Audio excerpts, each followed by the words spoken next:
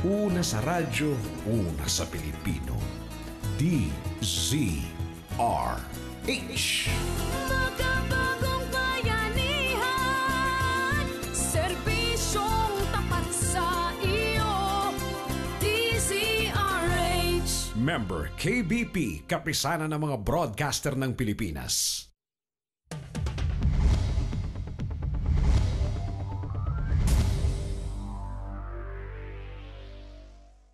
Sa ulo ng mga balita sa MBC Network News, itinurong drug lord Kerwin Espinosa na aresto sa Abu Dhabi.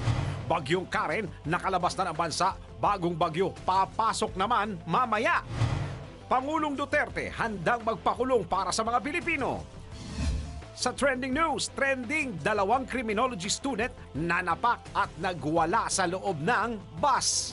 Sa good news, programang 4Ps kinilala ng World Bank. Sa Lamba News, alamin ano ang pinakamatitinding kaso ng media killings na naitala sa kasaysayan ng Pilipinas. Sa Newscovery, shark cage na imbento. Balita mula sa ibayong dagat, sa Estados Unidos, conjoined twins ligtas na napaghiwalay. Sa Game Now, laban sa UAAP apektado ng bagyong Karen. Sa Showbiz, pambato ng Pilipinas sa Miss Intercontinental 2016 na si Jennifer Hammond nagtapos sa ika-15 pwesto. Tony Braxton itinakbo sa ospital. Mula sa bulwagang pambalitaan ng Manila Broadcasting Company sa Pasay City, ito ang MBC Network News.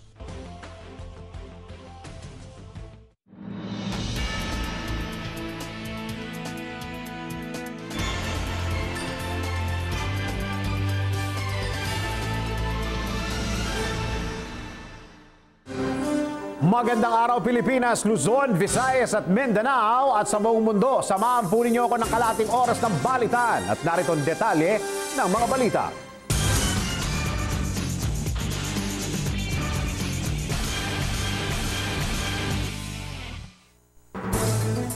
Naaresto na ang tinaguriang big-time drug lord sa Visayas na si Kerwin Espinosa.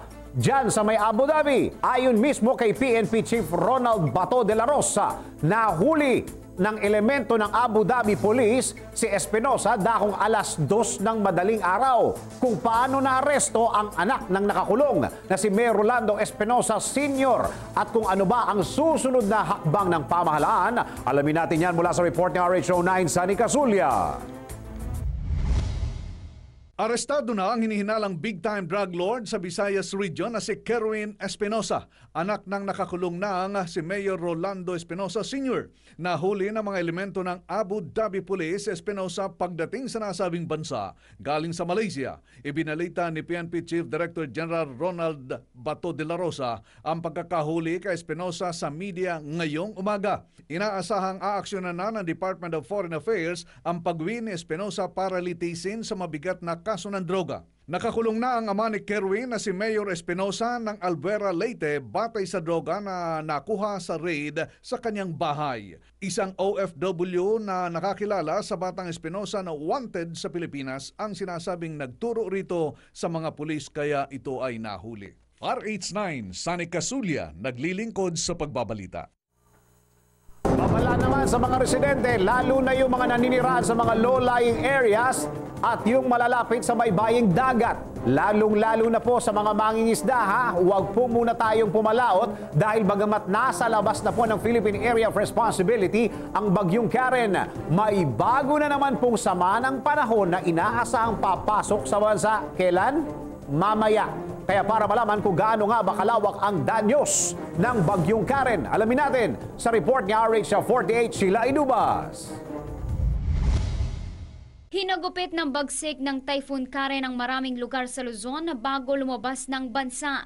Nagdulot ang malakas na ulan at hangin dala ng bagyong Karen ng mga flash floods at landslides sa Bicol Region at Central at Northern Luzon kung saan maraming bahay ang natanggalan ng bubong, nawala ng kuryente, nabarahang mga kalye at mga na-stranded na pasahero. Sa report ng National Disaster Risk Reduction and Management Council at ni Social Welfare Secretary Jude LD Tagiwalo. May 12,000 na katao ang lumikas ng tirahan at sumilong sa may 100 emergency shelters dahil sa lakas ng bagyo.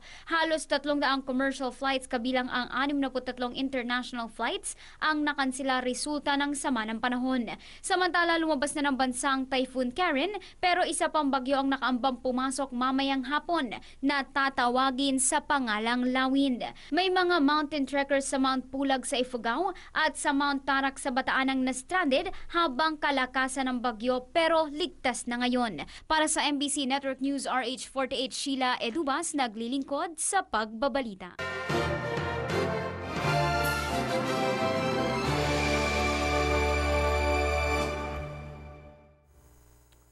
Hindi natatakot si Pangulong Duterte makulong para sa mga Pilipino. Sa pagharap ni President Digong sa Filipino community sa Hasanal, Bulkia National Sports Complex sa Brunei, sinabi nito na hindi siya natatakot sa banta ng Estados Unidos at European Union dahil wala namang Pangulo na nakulong dahil sa paglaban sa illegal na droga. Para sa kabuuang pahayag ng Pangulo, alamin natin yan sa report ni RH44, Vien Dacles. Inamin ni Pangulong Duterte na may extrajudicial killings pero hindi lahat ay kagagawa ng gobyerno. Sa kanyang talumpati sa harap ng Filipino communities sa Hasanal Bulkia National Sports Complex sa Brunei, itinanggi ng Pangulo ang anumang partisipasyon sa extrajudicial killings sa mga sangkot sa droga. Ayon sa Pangulo, hindi siya natatakot sa banta ng Estados Unidos, United Nations at European Union dahil handa siyang magpakulong alang-alang sa kapakanan ng mga Pilipino. Inuulan ng batiko si Pangulong Duterte sa foreign governments dahil sa kaliwat kanang pagpatay sa mga hinihinalang suspect sa droga. Sinabi ko na nga I am willing to rot in jail for the Filipino. Hindi ba niyo maintindihan yan? So do not keep on threatening or intimidating me, calling my attention. Napaka-corny mo naman. I find this ridiculous. How can you send to prison a president declaring war against the drug? Look what happened to Latin America. Almost failed states. Basahin mo yung Narcos kung nakita niyo tape and read Ion Grillo, ION-GRILLO. Online. It's there. It's the South American experience of how the drugs resulted in so many failed states. Hindi mangyari sa akin. My God, di talaga ako papayag. Sorry na lang. Kaya kung sabihin nila na 3,000 ang namatay, well, alam mo kasi, huwag tayo magbulahan. Yung iba talaga dyan, pinatay talaga salvage. Yan tinatawag ng salvage or extrajudicial killing. I will not say there was none. Mayroon. Pero kung sabihin mo, state-sponsored killing, order ko na patayan niya, kakalukuhan niya. Para sa MBC Network News, RH44, Vien Dacles, naglilingkod sa pagbabalita. Samantala, botohan sa issue ng Constituent Assembly sa Charter Change, itutuloy na sa Kamara. Magbabalita tungkol dyan si RH14 Left Narciso Abinales. Itutuloy ng House Committee on Constitutional Amendments ang naudlot na botohan sa mosyon na idaan sa Constituent Assembly ang pag-amyenda sa saligang batas. Ayon kay Southern Leyte Congressman Roger Mercado, magbobotohan sila sa susunod na Chacha hearing sa Miyerkules. Nakabin din ang mosyon ni Deputy Speaker Gwen Garcia na mag-convene ang Kamara at Senado bilang Constituent Assembly para gawin ang pagbabago sa konstitusyon. Nais ni Mercado na mailusot na ito sa committee level bago ang recess ng sesyon sa Webes, kasabay ang pagbuo ng technical working group na mag-aaral sa 29 na Chacha bills at resolutions.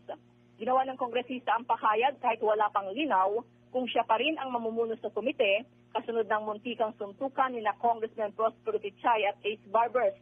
Sinabi ni Mercado na hindi pa sila nag-uusap ni Majority Leader Rudy Fariñas hinggil sa bagay na ito. Yan ang DCRH News, Left Narciso Abinales, RH14. naglilingkod sa pagbabalita. Samantala, epektibo na ngayong araw ang no window hour sa EDSA at C5 Road na inaasahang magpapaluwag sa daloy ng trapiko sa Metro Manila. Kasabay nito, sinimula na rin ang no contact apprehension sa EDSA kung saan isesend na lang sa email ang ticket ng mga pasaway na motorista. Kung paano ito ipatutupad, alamin natin yan sa report ni RHO9 sa Nicasulia. Opisyal nang umarangkada ang no window hour sa EDSA at C5 Road sa pag-asang gumaang ang bigat ng trapiko sa Metro Manila. Ikinasa ang no window hour policy sa EDSA, C5 Roads, Roas Boulevard at Alabang Zapote Road, gayon din sa Mandaluyong, Makati at Las Piñas. Sa bagong scheme, bawal dumaan ang mga sasakyang saklaw ng number coding ng isang araw mula alas 7 ng umaga hanggang alas 7 ng gabi. Sa araw ding ito ay magsisimula ang no contact apprehension sa EDSA habang ang mga mahuhuli sa paglabag sa no window hour sa ibang lugar ay i-issuehan ng traffic violation ticket at pagmumultahin ng 300 piso. RH9, Sunny Casulia, naglilingkod sa pagbabalita.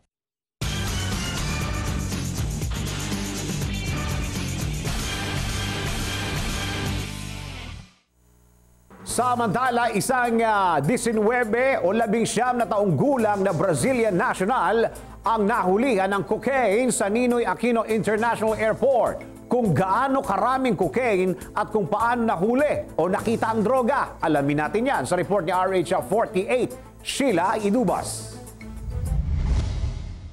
Arestado ang 19 na taong gulang na babaeng Brazilian na may dalang mahigit 6 na kilo ng cocaine sa Ninoy Aquino International Airport. Kinilala ng Philippine Drug Enforcement Agency ang suspect na si Yasmin Silva ng Sao Paulo, Brazil. Dumating si Silva sa NAIA Terminal 3 galing sa Dubai at hinuli ng mga operatiba ng NAIA Interagency Drug Interdiction Task Group pagkuha sa kanyang luggage. Nadiskubre sa luggage ng Brazilian ang may 6.3 na kilo ng cocaine na tinatayang nagkakahalaga ng 30 million pesos na nakasilid sa itim na una na nasa kanyang check-in luggage. Napag-alaman sa Bureau of Immigration na naaresto ang Brazilian na hinihinalang drug mule sa tulong ng United States Drug Enforcement Agency. Para sa MBC Network News, RH48, Sheila Edubas, naglilingkod sa pagbabalita. Samantala, utos na bawal magdala ng Samsung Note 7 sa eroplano, hindi pa ipinatutupad ng Civil Aviation Authority. Oh, bakit naman? Delikado ito. RHO6 Sherwin Bata Alvaro magbabalita. Sherwin? Dennis, wala pang compliance ang Civil Aviation Authority of the Philippines sa inilabas na ban ng U.S. Transportation Department sa Samsung Galaxy Note 7 sa mga biyahe ng eroplano papasok ng Amerika. Ayon kay Eric Apolonio, tagapagsalita ng CAAP, wala pang kautusan ng ahensya na kahalintulad ng nagbabawal sa pag-check-in o hand-carry na naturang cellphone device dahil may umiiral na kautusan ng mga airline company na nagbabawal na rin sa paggamit ng Samsung Galaxy 7 sa mga biyahe ng eroplano ng Cebu Pacific at ng Philippine Airlines.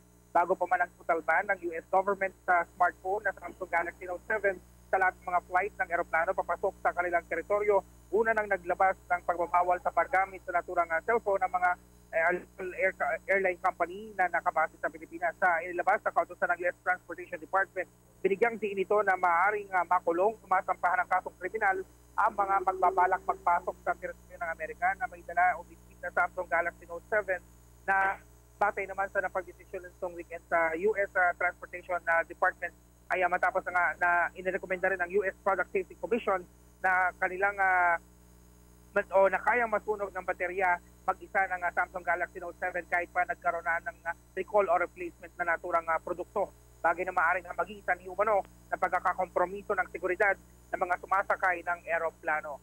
Yan ang Sherwin, yes, so wala pang lina kung kailan nila ipatutupad yan? Ayon kay Shelo Villaluna, tagapagsalita ng Philippine Airlines, although meron silang ability o kakayanan maglabas ng kautusan, kalintulad ng pinapatupad ngayon ng US Transportation Department, humingi na sila ng guideline o guidance mula naman sa Civil Aviation Authority of the Philippines para maging uniform yung pagpapatupad ng naturang tatakran sa lahat ng mga mananakay ng eroplano, lalo dito sa Pilipinas. Dahil mayroong mga direct flight na nanggagaling sa Pilipinas na lumalapag at direkta nga pumapasok sa teritoryo ng Amerika. At simula nga nung Sabado, nung ipatupad ng US Transportation Department yung naturang kautusan, mahigpit nang ibinomonitor yung mga gamit ng mga pasahero na sumasakay ng eroplano sa Amerika. Lalo pat yung kanilang mga cellphone device, merong brand ng naturang klase ng naturang gadget na maaaring maging sanhi ulit siya ng posibleng pagliliyab doon sa eroplano. Kukit nagiging mas mahigpit yung pag-monitor ng US Transportation Department sa mga mananakay ng eroplano, lalo na yung mga may iba pang sine-check-in na mga gamit. Dahil nung una, ang sinasabi lang hindi pwedeng i-hand carry at ito'y kailangan i-check-in. Pero ngayon, kasi mo pati sa check-in na luggage hindi na pwedeng ipasok o kaya dalhin yung naturang gadget dahil nga even yung unit at yung mismong baterya may mataas na possibility ng pag-tiklab o pag-aapoy at maaring maging mixer naman ng kaligtasan ng iba pa mga pasahero. O tama yung sinabi mo, baka mamaya mahuli ang lahat, hindi pa sila nakapagpatupad, magkaroon ng diskrasya na on wood. Wag naman. At siyempre, dahil... Hello? Nako. Nawala si Sherwin. Tingnan mo nga, baka ang gamit niya yung Samsung Galaxy Note 7. Hello, Sherwin? Nako, nawala. Oh, baka naka Note 7. Hindi. Okay, maraming salamat, Sherwin Bata Alfaro. Subukan nating balikan mamaya si Sherwin Bata Alfaro. Samantala,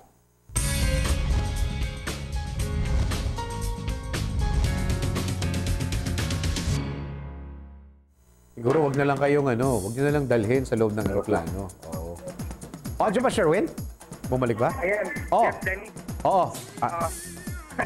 Sige, go ahead. Yung sinasabi mo kanina. Ang malaking factor dito na kailangan ma-zero in yung compliance natin dahil baka mamaya yung pasahero na dito manggagaling sa Pilipinas pagdating doon, dito sa atin pinapayagan pa na ma-check in yung naturang device sa kanilang mga gamit. Pero pagdating doon sa Amerika, may criminal liability yung maaring kaharapin dahil nga merong existing na order na ipinatupad simula pa noong Sabado yung US Transportation Department. Kaya humihingi din ng guidance yung mga airline company sa Civil Aviation Authority of the Philippines para magkaroon ng iisang patakaran na maaaring sundin ng lahat ng mga airline company na merong US-bound flight. Oo nga, kasi hindi ko maintindihan, Sherwin. Ano pa bang guidelines ang kailangan nila? Sabihin lang nila na bawal magdala. Pagbabawal magdala, bawal magdala, di ba? Yun. Oo, yun ang hinihintay lang na sana merong black and white. Ika nga na pangahawakan din ng mga airline company. Although pwede rin naman na sa capacity ng airline company na sila mismo yung gawa ng kautusan dun sa mga in compliance dun sa US Transportation Department order na inilabas noong Sabado. Okay, maraming salamat, Sherwin. Yan ang DZRH News live mula sa Ninoy Aquino International Airport RH number 6. Sherwin Bata Alfaro naglilingkod sa pagbabalita. Nagbabalita ng live si RH 06, Sherwin Bata Alfaro. Samantala, para sa ating balitang showbiz, pambato ng Pilipinas sa Miss Intercontinental 2016 na si Jennifer Hammond nagtapos sa ika-15 pwesto o nasa top 15. Alamin natin ang balitang yan mula kay RH43, si Rocky. Nabigo ang pambato ng Pilipinas sa ginanap na Miss Intercontinental 2016 na si Jennifer Hammond na masungkit ang corona. Nagtapos sa top 15 ang Pinay sa Coronation Night na ginanap sa Colombo, Sri Lanka kahapon Linggo, October 16. Ngunit kahit nabigo sa corona, dinagsa pa rin ng pagbati ang beauty queen dahil nakapasok pa rin ito sa top 15 mula sa 60 kandidata. Samantala, tinanghalang Miss Intercontinental 2016 si Hailey Mar Rosario ng Puerto Rico habang si Tracy Silva ng Sri Lanka ang first runner-up. Nakuha naman ni Sylvia Commodore ng Ghana ang second runner-up, Floriana Russo ng Italy ang third runner-up at si Amal Karina Nemer ng Venezuela ang fourth runner-up. At yan aking balita, ako naman si RH43 Rocky ang inyong kaliga sa mundo ng showbiz.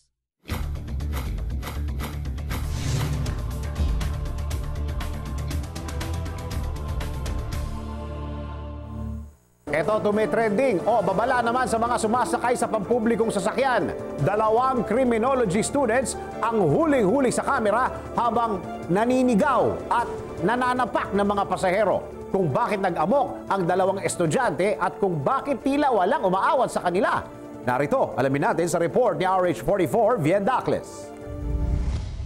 Trending ngayon sa social media ang video ng dalawang estudyante ng Fatima College na nag-amok at nanapak sa loob ng bus.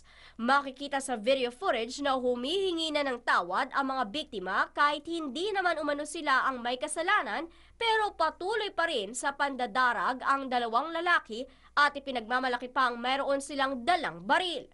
Ayon sa isa sa mga biktima, binastos sila ng mga suspect sa pamagitan ng pagpapakita ng dirty finger.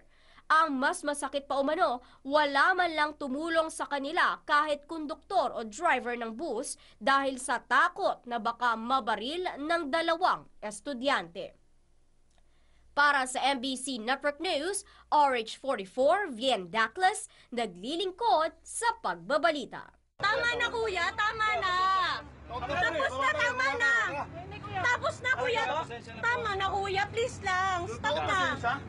Ikaw kuya, kasi tama ba? Nag-bad finger ka sa akin, babae ako eh! Tama na kuya, tama na! Tapos na lahat na, tama na! Tama na! Kuya, tama na! Kuya, tulong naman! Kuya, tama na kasi pigilan nyo na kuya! Kuya, tama na! Kuya, tama na!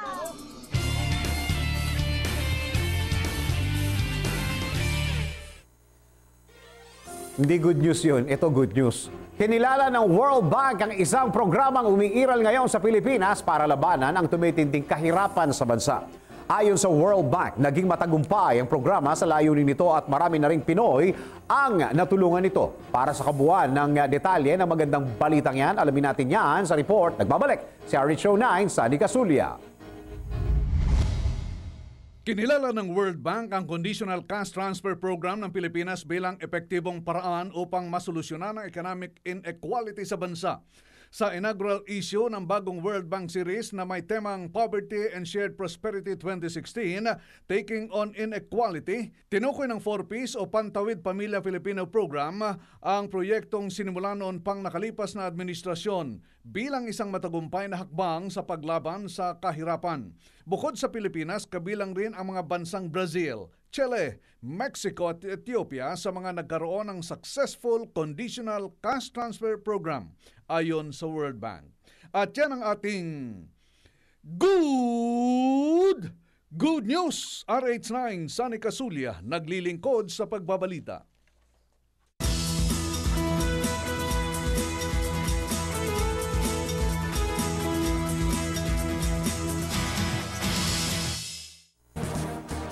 Sa ating Alamba News, nitong nakaraang araw, nilagdaan na ni Pangulong Duterte ang Administrative Order No. 1 na naglalayo ng isang task force na tututok sa mga kaso ng media killing sa Pilipinas.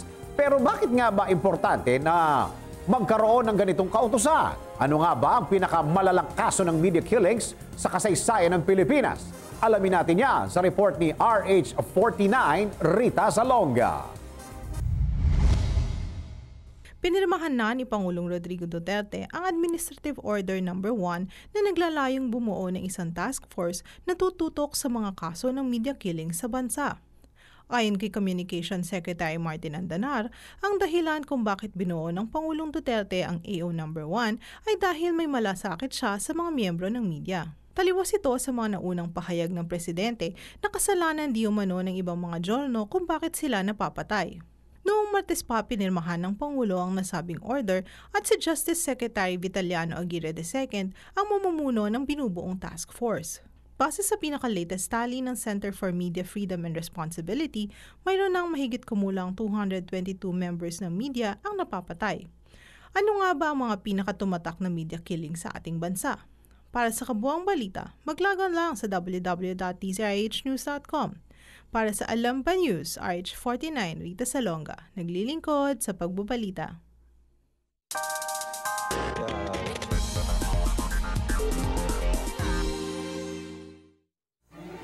Sa ating Discovery, marami ba kayong bisikleta o kaya kotse? Hirap na ba kayong ilipat ito ng lokasyon? Well, Shark Cage. Shark Cage ang sagot sa problema nyo. Kung paano ito ginagamit at ano nga ba ang benepisyong dulot nito. Alamin natin mula kay RH48 Vien Daclas. Isang multi-use ramp ang naimbento para sa madaling pagsasakay ng mga kauri ng motorbike, bisikleta at maging ng ATV sa pickup. Ito ang Shark Cage multi-use ramp na tinatanggal ang problema kung paano isasakay sa pickup ang mga nabanggit na sasakyan. Ang kaibahan ng Shark Cage multi-use ramp sa ibang ramps ay ang pagiging heavy-duty nito. Ito'y dahil gawa ito sa T61 aluminum na pinagkabit-kabit sa ilang parte upang maging matibay ito. At dahil ang 4 na parte ay kayang itupi, kung kaya't hindi ito kumakain ng espasyo. Bukod pa sa napakagaan nito dahil tumitimbang lamang ito ng 78 pounds. Ikabit lamang ito sa tailgate ng sasakyan, tanggalin sa pagkakatupi, at maaari mo nang i-drive ang iyong paboritong motorbike, bicycle at ATV sa pickup. Kasama sa package ang drill bits at thread insert tools para sa madali at matibay na Shark Cage multi-use ramp. At yan ang ating news coverage, RH44, Vien Dacles, naglilingkod sa pagbabalita.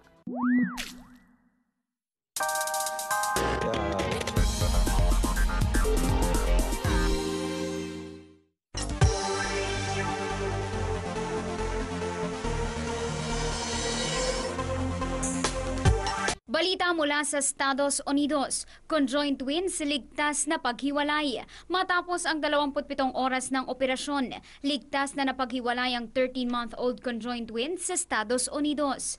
Isinailalim sa round-the-clock operation sa Children's Hospital sa Montefiore Medical Center sa Bronx, sina Baby Anyas at Jaden McDonald, kung saan inabot ng 16 na oras ang paghihiwalay sa ulo ng dalawa, habang 11 oras naman para ibalik sa ayos ang skull o bungo ng mga sanggol.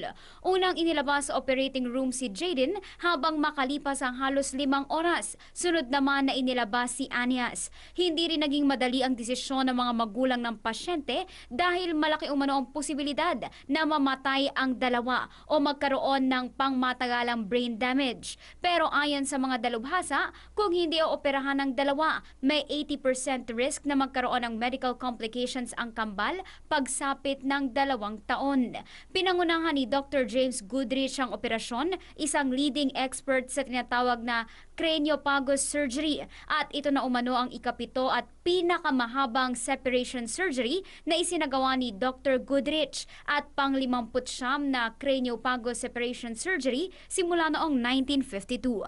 At yan ang balita mula sa Ibayong Dagat. RH48 Sheila Edubas naglilingkod sa pagbabalita.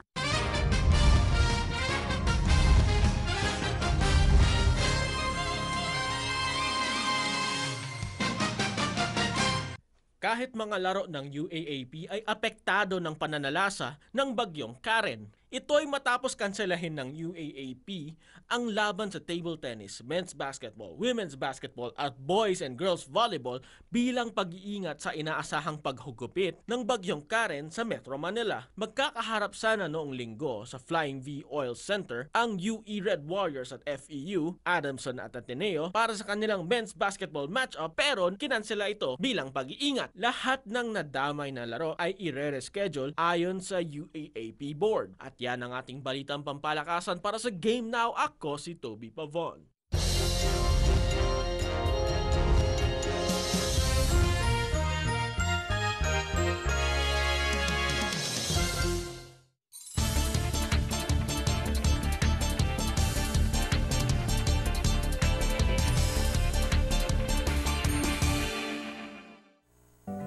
Nakalabas na kaya ng Philippine Area of Responsibility ang bagyong Karen? At kung nakalabas na ito ng PAR, aasahan kaya natin ang mas magandang panahon sa buong kapulungan o hindi pa tayo maaaring makampante? Alamin natin ang pinakabagong weather situation sa buong bansa mula kay RH44 Vien Dacles. Vien! Thank you, Dennis. Tuluyan ang lumabas sa Philippine Area of Responsibility o PAR ang Typhoon Karen. Huling namataan ng bagyong Karen sa layong 565 kilometro, kanluran ng Dagupan City, Pangasinan, taglay ang lakas ng hangin 130 kilometro bawat oras malapit sa gitna at bugso na abot sa 200 kilometro bawat oras. Bagamat nasa labas na ng PAR si Karen, asahan pa rin ang mga pagulan sa Ilocos, Cordillera, Cagayan Valley, Zambales, Bataan, Tarlac, Pampanga, Mindoro, Negros at Cebu. Bahagyang uulanin din ang Metro Manila at nalalabing bahagi ng bansa. Samantala, patuloy namang nakaalerto ang Pag-asa dahil sa posibilidad na pagpasok ng isa na namang bagyo sa PAR. Patuloy na binabantayan ngayon ang isang bagyong may international name na Haima o pag pumasok ng PAR ay lawin na huling namataan sa layong 100-430 kilometro silangan ng Visayas. Inaasahang papasok ito ng PAR ngayong araw ng Lunes. Samantala, nagpakita ang araw kaninang 5:48 ng umaga at lulubog naman mamayang 5:35 ng hapon. At para naman sa ating 5-day weather forecast, narito po ang ating nakalap mula sa MBC Network News Weather Center.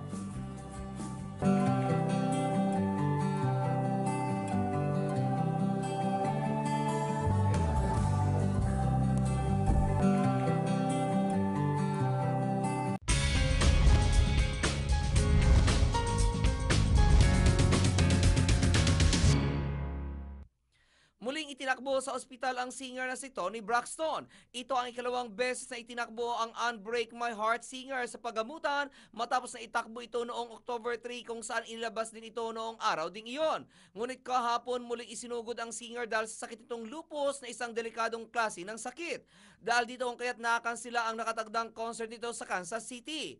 Nangangamba rin ang kampo ng singer na maapektuhan ang The Hit Store concert nito. At yan aking balita. Ako naman si RH43 Rocky, ang inyong kaliga sa mundo ng showbiz. Isang kabapasok na balita, nagbuga ng abo ang Mount Bulusan sa Sorsogon. Ayon sa Philippine Institute of Volcanology o PHIVOLCS, umabot ng 1 kilometro ang taas ng ibinugang abo ng nasabing bulkan. Kaninang alas 7:36 po ito ng umaga. Dahil dito kung kaya't itinaas ang alert level 1 dyan mismo sa paligid ng bulkan. Samantala, bago tayo magpaalam, mag-Christmas countdown na muna tayo. Ay, nako po. Malapit na. Parang nagsimula tayo 100. Ngayon, 68 days na lang. 68 days to go. 12 hours, 24 minutes at 0 seconds. Ayan. So, sakto 68, 12, 24. Ayan. At sumayin nyo naman po ang kalahating oras ng ating balitaan. Mga impormasyong dapat ninyong malaman kung saan mang sulok kayo ng mundo. Sa ngalan ng bubo ng MBC Network News, ako po ang inyong lingkod sa pagbabalita. Ako po si Dennis Antenor Jr. Bukas, alas 11 ng umaga, tuloy-tuloy ang ating balitaan dito lamang sa MBC Network News.